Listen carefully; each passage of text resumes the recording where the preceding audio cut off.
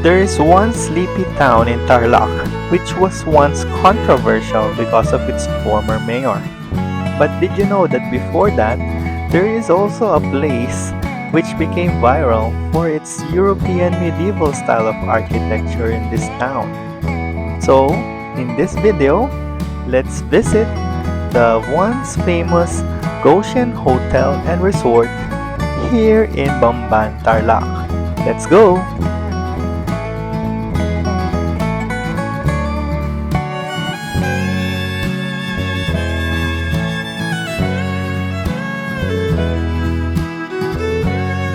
This place is located in Barangay Lourdes, Bamban, Tarlac, Philippines. And it's approximately a 2-hour drive from Metro Manila and 15 minutes if you are coming from Clark Freeport Zone. Goshen Resort and Hotel is a unique destination because of its Roman-inspired architecture, scenic landscapes, and a quiet atmosphere. So bagay na bagay siya ngayong love month para sa inyong long drive dates o ngayong darating na summer para sa inyong family or barkada escapade. Kaya silipin natin at kumustahin kung ano na itsura ng lugar na ito mula nang ito ay sumikat way back 2017. Ngayon ay January 2026 at ito ay linggo ng hapon nang kami ay umakyat dito.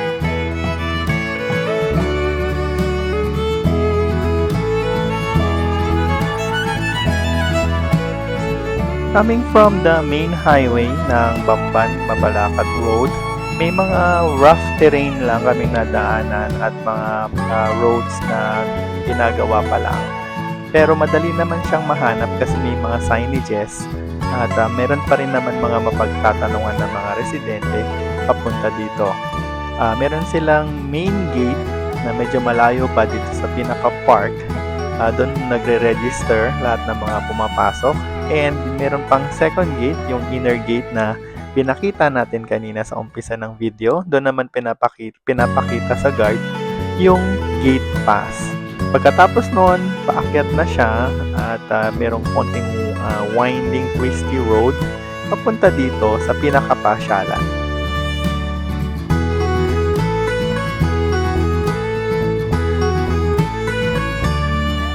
Mukhang masikip yung parking pero hindi ko lang alam baka may iba pa silang parking area. Yung naparadahan namin halos nasa likod lang ng mga buildings kaya convenient na rin siya at malapit din sa CR.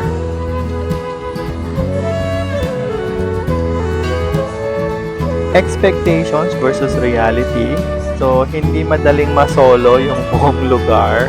I think you will need to make some arrangements with the resort owners kung gusto nyong magkaroon ng prenup or ng wedding or debut pictorial here, and syempre it would come with a different rate. Pag weekends, madaming tao. Ayan, nakikita nyo ngayon sa ating video, marami kayong kasabay, lalo na pag hapon kasi hindi na masyadong mainit. And merong live band sa background, so maya maya i-mute ko na naman yung natural audio kasi baka makapiright tayo at hindi nga siya ganun katahimik. Pero Instagrammable pa rin naman siya. Especially yung mga buildings nila, may mga pagka-ruined effect na siya kasi nag-age na yung kanilang mga structures over the years.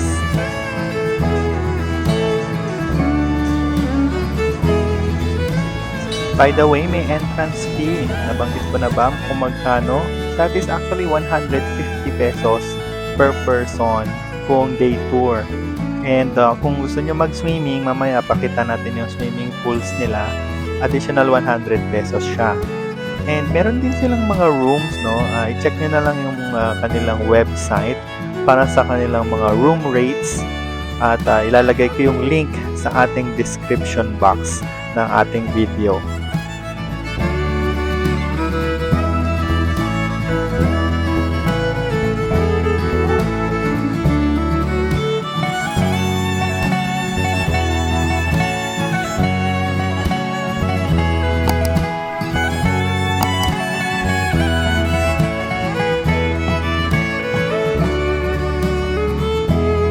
Okay, konting history at trivia naman tayo, no? Alam nyo ba na ang salitang Goshen is actually a place in Egypt that is mentioned in the Bible, in the Old Testament.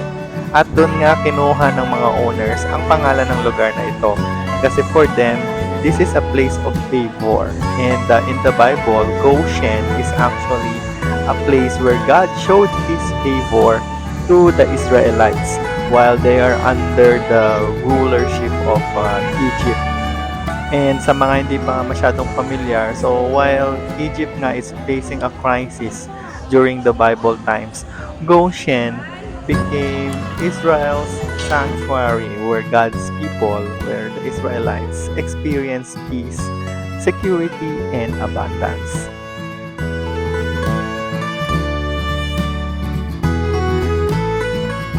Okay, tuloy lang natin ang paglalakad at mapapansin nyo rin talaga na biblical yung mga pangalan ng mga lugar dito, no? Or yung kanilang mga buildings. And you will notice some verses or quotes that are exactly excerpted from the scriptures. So, if you are some sort of a religious or Bible person, may enjoy nyo rin tong lugar na ito. Not only for the history that it tries to portray, but also on the biblical context na gusto nilang i-attach also to the venue.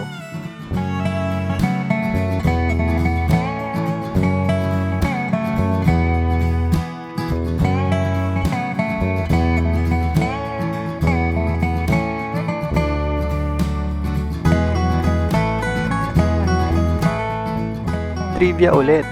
So, nagsimula ang Goshen Resort and Hotel as a home care and campsite. Yun yung nakita ko dun sa kwento nila sa kanilang website. So, there are quite the welcoming guests na gustong mag-retreat at magkaroon ng konti quiet time and privacy. Pero sometime in April 2017, Holy Week daw noon, meron silang isang guest na nag-request ng accommodation kasi sobrang puno na lahat ng mga resort sa paligid dito sa Tarlac. And yung kaibigan nga nung guest na yun, pinayagan silang kumuha ng mga pictures dito sa Goshen and na-post, na-upload sa social media. Kaya bigla na lang siyang naging viral during that time. Kasi parang nagulat yung mga tao, ay meron palang ganitong lugar sa Bamban, no? Saan yan? Sa Tarlac? Kala ko nasa Europe, di ba? Mga ganun. So, eventually, yun na yung kanilang defining moment, turning point ng kanilang business. So, they decided that they are no longer just a home care. They have embraced a greater purpose and evolved the business into a resort and hotel na nagsaserve ng mga guests while still remaining to their values of peace, faith, and hospitality. So, kaya ganito na siya ngayon. Ang dami na nilang welcome na mga guests and open na rin sila sa mga iba't ibang klase ng mga events or occasions.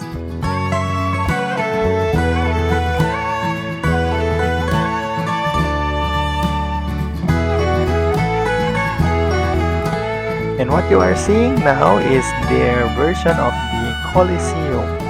This is actually a semicircular series of pillars with grand architecture. Meron din silang parang altar doon sa kabilang side which merong centerpiece na dalawang lion sculptures. And sa weekends, meron silang live band as you can see. And pwede mag-request ng kanta dyan sa kanila. Masaya yung mga taong nanonood dyan. So, lakarin natin mamaya yung hallways nung pinaka Colosseum structure later kasi napaka gandang picturean, lalo na dun sa taas.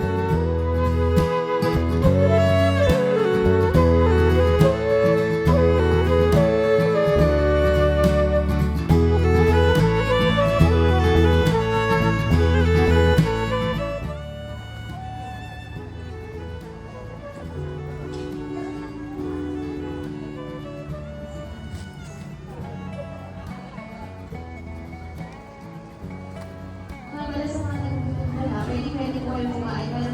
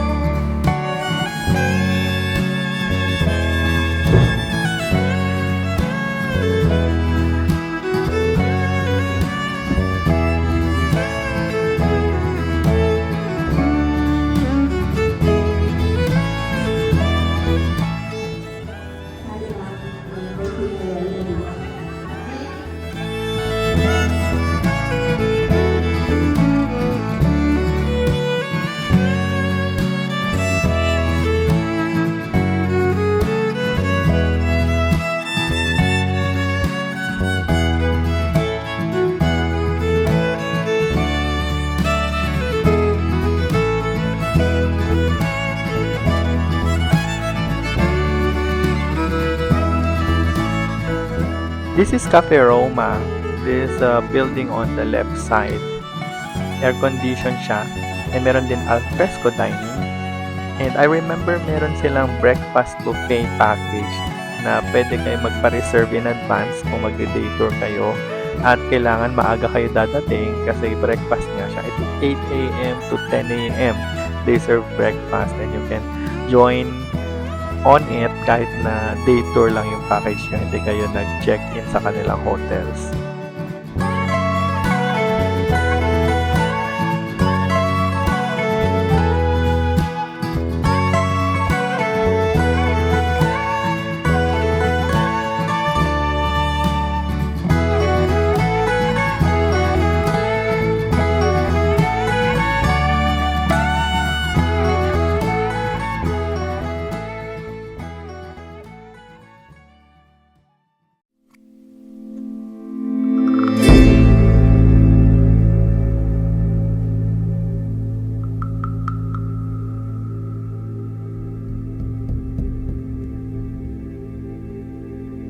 This is the view of the second level of the Colosseum structure.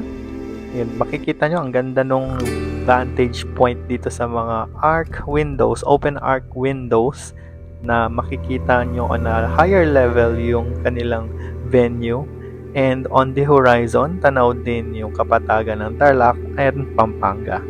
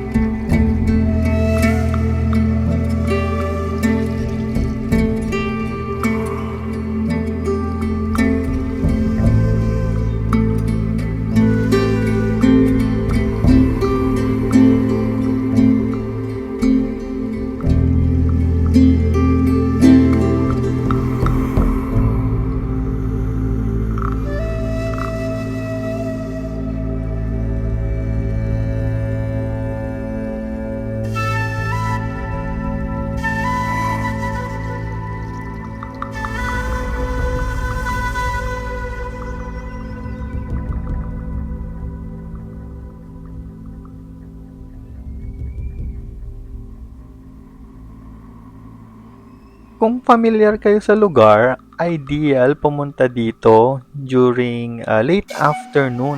Actually, mga sunset. Kasi bubuksan nila yung ilaw na nag-accentuate dun sa mga structures and ang ganda ng effect niya kasabay ng sunset, yung golden hour. And also, marami na rin nag-uuwian kapag maraming tao dito. Pagdating ng mga 5:30 to 6:30, marami nang nag-uuwian by that time. So, kumukuunti na rin yung mga kasabay mong magpa-picture sa iba't ibang lugar dito sa venue. So, parang nakakalibre ka na ng pictorial by that time. Saka talagang salong-salong mo yung golden hour. Well, kung marami ka pa rin kasabay, better check the venue or visit during weekdays. Ayan, sigurado walang masyadong crowd niyan kasi may trabaho ang karamihan.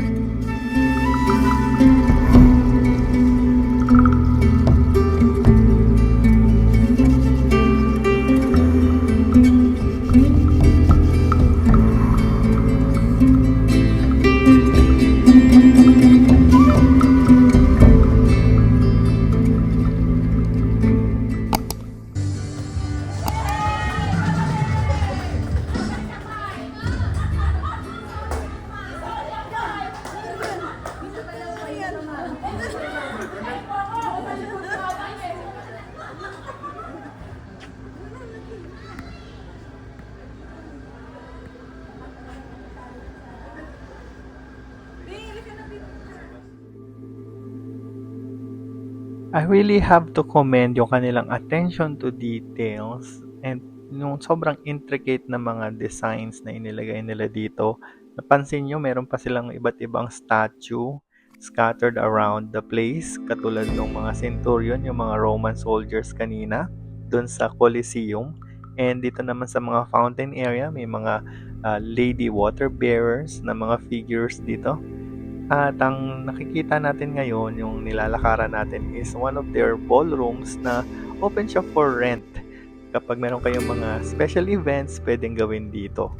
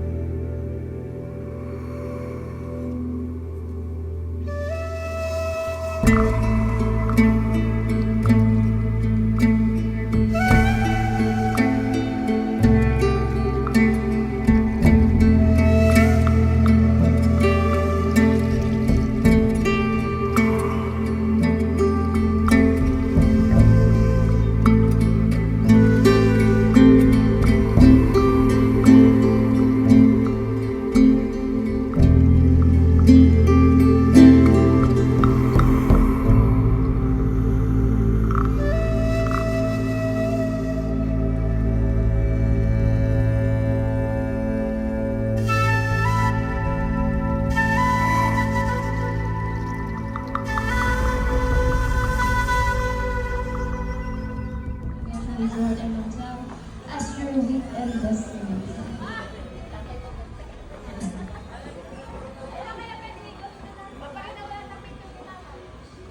Alright, so meron po gusto mag-jam dyan, pwede, lapit na kayo dito sa harapan. Feel free. Sige po, lapit po kayo dito. Huwag po kayong mahiya. Sige po yung next. Itong parang ruined structure na merong clock tower dito sa gitna nila. Parang ito yung pinaka-plaza nila dito sa venue. Ang tawag nila dito, pag-check ko doon sa website, is Leptis Arauna. So, I don't have any idea kung anong term yon, pero you can comment down below kung ano yung meaning ng pangalan ng kanilang clock tower.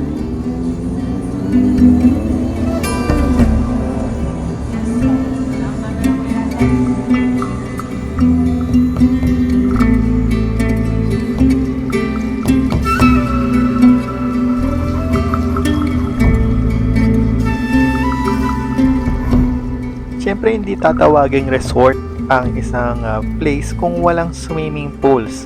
So, dito tayo ngayon sa bandang pool area ng Goshen Resort.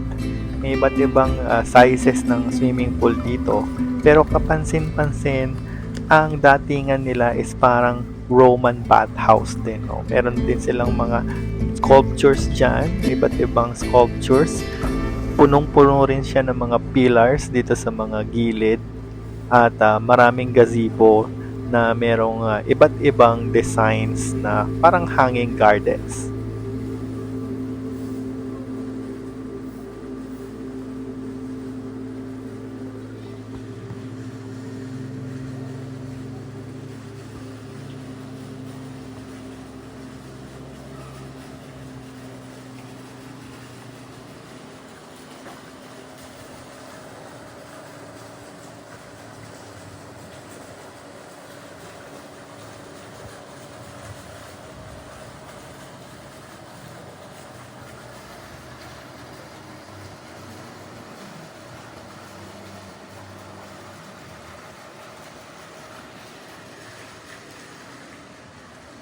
At gaya ng nabanggit ko kanina, pwedeng mag-swimming yung mga day tour visitors dito.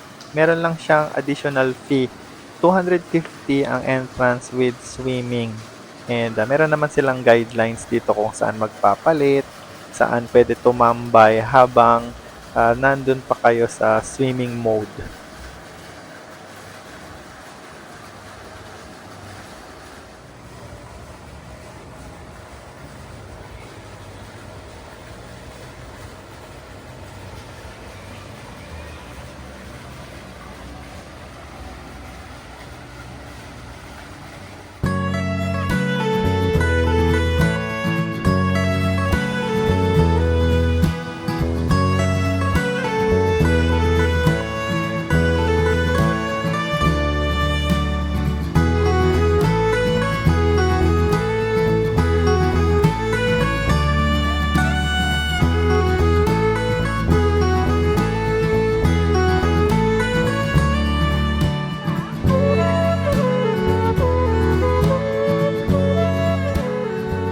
Isa pang kinakaaliwan ko dito sa kanilang swimming pool area ay yung napakalilim at sobrang refreshing na ambiance. Kasi ang daming halaman, no? Ang daming landscaping. Kahit saan ka lumingon, may mga halaman at mga plant boxes.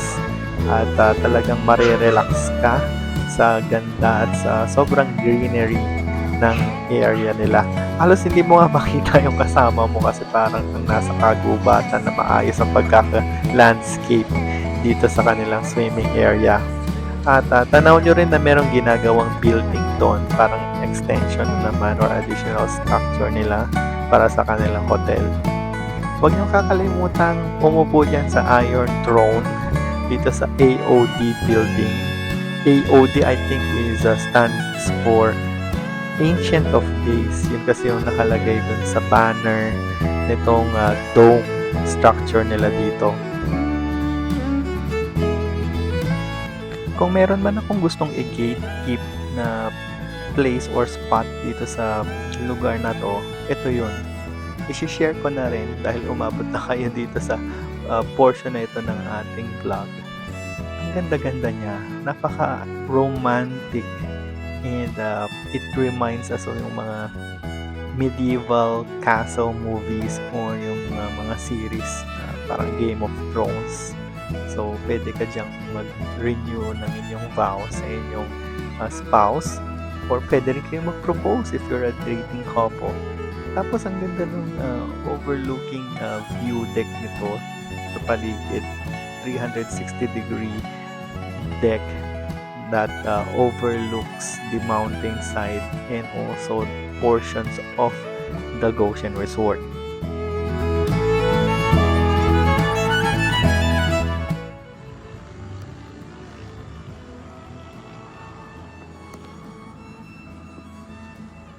Ito yung pinaka-top nung AOD building, yung parang dome na natatanaw nyo kanina sa Coliseum.